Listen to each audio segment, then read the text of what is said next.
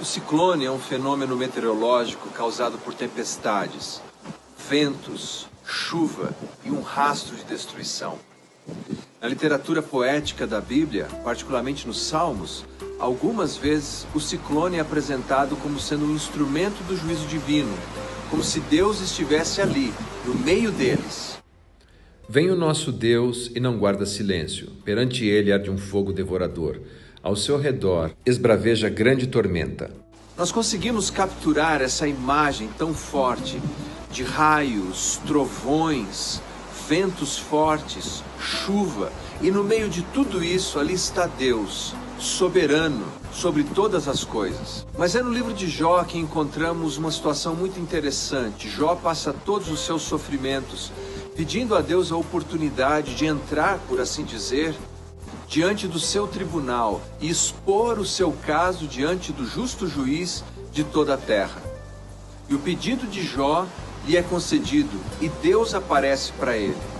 Deus aparece no meio de um redemoinho, ou em outras palavras, em linguagem odierna, Deus aparece no meio do ciclone. Mas Deus não vem derramar o seu juízo sobre Jó.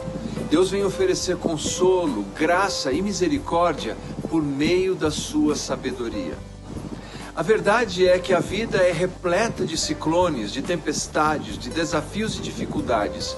E a única maneira que podemos encontrar algum sentido é confiando na sabedoria de Deus. Veja você, os amigos de Jó tentaram lhe trazer sabedoria, nenhum deles conseguiu. O próprio Jó não tinha discernimento de por que estava vivendo aquilo. Apenas na sabedoria divina, Jó encontraria o seu conforto, o seu consolo e o seu descanso. 2 missionários foram presos nas Filipinas sob uma engenhosa acusação de violação de direitos autorais. Eles ficaram presos por 376 dias, Martim e Garcia. Depois desse longo período, eclodiu uma disputa militar que culminou na morte de Martim. Mas Martim, antes da sua morte, era conhecido por falar da alegria de servir ao Senhor. Ele dizia: vamos servir ao Senhor com alegria em todo o caminho e em todo o tempo. Mas como é possível alguém falar de alegria em servir a Deus quando se está confinado, quando a liberdade lhe foi tolhida? Como é possível alguém falar de alegria quando diante dele ele tem o risco de perder a própria vida? Uma única maneira: confiar na sabedoria de Deus.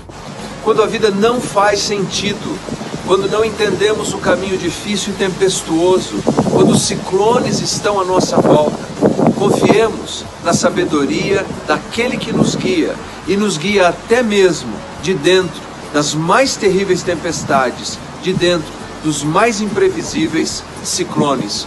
Deus é o nosso Senhor soberano e o nosso bom.